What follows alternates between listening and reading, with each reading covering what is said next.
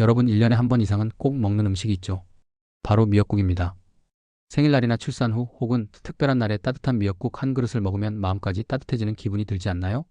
미역국은 우리나라에서 정말 대중적인 음식으로, 특히 생일이나 출산 후 산모의 회복을 돕는 음식으로 잘 알려져 있어요. 그만큼 미역국에는 건강에 좋은 영양소가 가득 담겨 있죠. 하지만 여기서 잠깐, 건강에 좋다고 알려진 미역국이 오히려 혈압을 올릴 수도 있다는 소문을 들어보신 적 있나요? 오늘 이 영상에서는 미역국에 숨겨진 효능과 함께 잘못 먹으면 건강에 해로울 수 있는 주의점까지 하나씩 자세히 알려드릴게요. 미역국을 더 건강하고 현명하게 먹는 방법을 알고 싶다면 끝까지 집중해서 보세요.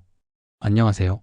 여러분의 건강한 삶을 위해 유익한 정보를 전하는 건강비밀상자입니다. 영상이 유익하다고 느끼시면 구독 버튼과 좋아요 버튼을 꼭 눌러주시고 알림 설정도 잊지 말아주세요. 주변 친구나 가족과 이 영상을 공유해주시면 저에게 정말 큰 힘이 됩니다. 자, 그럼 이제 미역국의 모든 것을 파헤쳐 볼까요? 시작하기 전에 한 가지 약속드릴게요. 오늘 알려드리는 내용은 과학적 연구와 전문가들의 의견을 바탕으로 한 신뢰할 수 있는 정보들입니다. 그러니 안심하고 끝까지 들어보세요. 미역국은 단순히 맛있는 음식이 아니라 건강에 정말 많은 이점을 주는 음식이에요. 미역은 바다에서 자라는 해조류로 칼륨과 칼슘, 요오드, 철분 같은 영양소가 풍부하게 들어있어요. 이런 영양소 덕분에 미역국은 혈압 조절과 소화 촉진, 갑상선 건강, 뼈 건강까지 다양한 효능을 가지고 있죠. 하지만 모든 음식이 그렇듯 미역국도 잘못 먹으면 오히려 건강에 해로울 수 있어요. 오늘은 미역국의 효능을 하나씩 알아보고 섭취 시 주의해야 할 점과 좋은 조합까지 자세히 알려드리겠습니다. 미역국의 놀라운 효능을 하나씩 알려드리겠습니다. 첫째, 미역국은 혈압 조절에 큰 도움을 줍니다. 미역에는 칼륨이 정말 풍부하게 들어있어요. 칼륨은 체내 나트륨을 배출하는 데 중요한 역할을 하죠. 현대인들은 가공식품이나 짠 음식을 자주 먹으면서 나트륨 섭취가 많아지기 쉬운데, 이게 쌓이면 혈압이 올라갈 수 있어요. 미역국을 꾸준히 드시면 칼륨이 나트륨을 몸 밖으로 배출하도록 도와줘서 혈압을 자연스럽게 낮추는 데 큰 도움이 됩니다. 예를 들어 짠 라면이나 김치를 자주 드시는 분들이라면 미역국을 곁들이면 나트륨 배출 효과를 더 누릴 수 있어요. 혈압 조절뿐만 아니라 나트륨 과다로 생길 수 있는 심혈관 질환 예방에도 미역국이 큰 역할을 한답니다. 실제로 한 연구에 따르면 칼륨 섭취가 늘어나면 고혈압 위험이 20% 정도 줄어든다고 하니 미역국이 혈압 관리에 얼마나 유익한지 알 수 있죠. 둘째, 미역국은 다이어트에 정말 유용한 음식이에요. 미역은 칼로리가 매우 낮아서 다이어트에 딱 맞는 식재료예요. 미역국 한 그릇 약 200g 기준이 50칼로리도 안 될 정도로 열량이 낮죠. 게다가 미역에는 식이섬유가 풍부해서 소화 과정을 부드럽게 하고 장내 환경을 개선해 변비를 예방하는 데 큰 도움이 됩니다. 식이섬유는 포만감을 오래 유지시켜줘서 과식을 막아주고 체중 조절을 더 쉽게 만들어줍니다. 예를 들어 다이어트 중에 배가 고플 때 미역국 한 그릇을 드시면 포만감 때문에 간식을 덜 찾게 되실 거예요. 다이어트를 계획 중이시거나 체중 관리를 하고 싶으신 분들 미역국을 식단에 꼭 추가해보세요. 셋째, 미역국은 항암 효과도 뛰어납니다. 미역에는 항산화 성분이 풍부하게 들어있어요. 이 항산화 성분은 암세포의 성장을 억제하고 체내 염증을 줄여 면역력을 강화하는 데 중요한 역할을 합니다. 특히 미역에 들어있는 설포라판과 폴리페놀 같은 성분은 세포 손상을 줄이고 암 발생 위험을 낮추는 데 효과적이라고 알려져 있죠. 예를 들어 대장암이나 유방암 예방에 관심이 많으신 분들께 미역국은 정말 좋은 선택이 될 수 있어요. 항산화 성분은 우리 몸에서 활성산소를 제거해서 세포가 건강하게 유지되도록 도와주니 암 예방을 위해 미역국을 꾸준히 드시는 걸 추천드립니다. 넷째, 미역국은 갑상선 건강에 큰 도움을 줍니다. 미역에는 요오드가 다량 함유되어 있어요. 요오드는 갑상선 기능을 조절하고 건강하게 유지하는 데 필수적인 영양소예요. 갑상선은 우리 몸의 신진대사를 조절하는 중요한 기관인데 요오드가 부족하면 갑상선 기능이 저하되어 피로감과 체중 증가, 무기력함 같은 증상이 나타날 수 있죠. 미역국을 통해 요오드를 적절히 섭취하면 갑상선 호르몬 생성이 원활해져서 대사 기능이 좋아지고 에너지도 더 활기차게 유지할 수 있어요. 하지만 여기서 주의할 점이 있어요. 갑상선 질환이 있으신 분들은 요오드 섭취를 조심해야 합니다. 과도한 요오드는 오히려 갑상선 기능 저하증이나 항진증을 악화시킬 수 있거든요.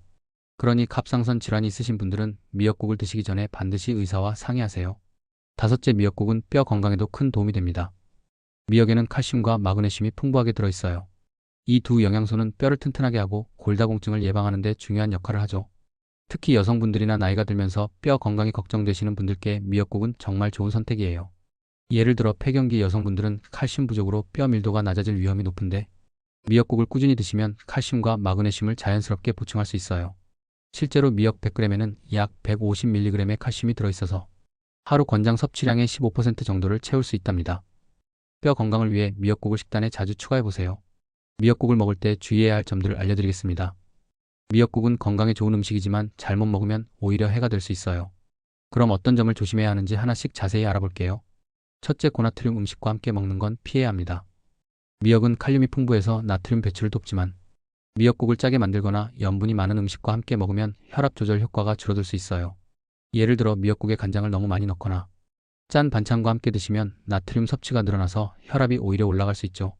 특히 고혈압이 있으신 분들은 미역국을 만들 때 소금을 적게 넣고 짠 음식과는 따로 드시는 걸 추천드립니다. 미역국을 건강하게 먹으려면 나트륨 함량을 항상 신경 써야 해요. 둘째, 미역은 철분 흡수를 방해할 수 있으니 주의가 필요합니다. 미역에는 철분 흡수를 방해하는 성분이 포함되어 있어요.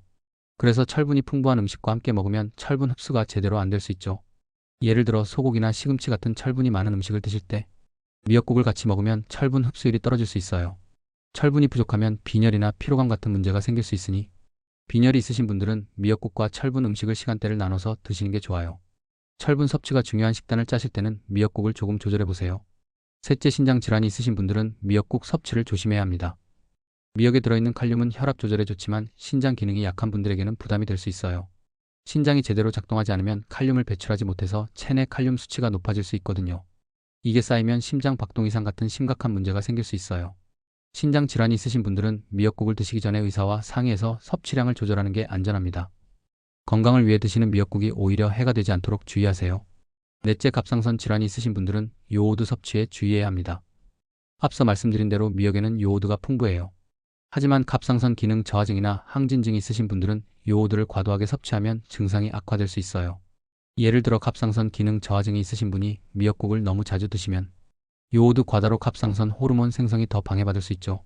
반대로 요오드가 부족한 분들에게는 미역국이 좋은 요오드 공급원이 될 수 있지만 본인의 건강 상태를 먼저 확인하는 게 중요합니다. 갑상선 질환이 있으신 분들은 미역국을 드시기 전에 꼭 의사와 상의하세요. 미역국과 잘 맞는 음식 조합을 소개해드리겠습니다. 이제 미역국을 더 건강하게 먹을 수 있는 좋은 조합을 알려드릴게요. 이 조합으로 드시면 미역국의 효능을 더 극대화할 수 있어요. 첫째, 미역국에 두부를 넣으면 단백질 보충에 좋아요. 두부는 식물성 단백질이 풍부해서 미역국과 함께 먹으면 균형 잡힌 식단을 만들 수 있어요. 미역국에 두부를 큼직하게 썰어 넣고 끓이면 부드러운 두부와 미역의 쫄깃한 식감이 잘 어울려요.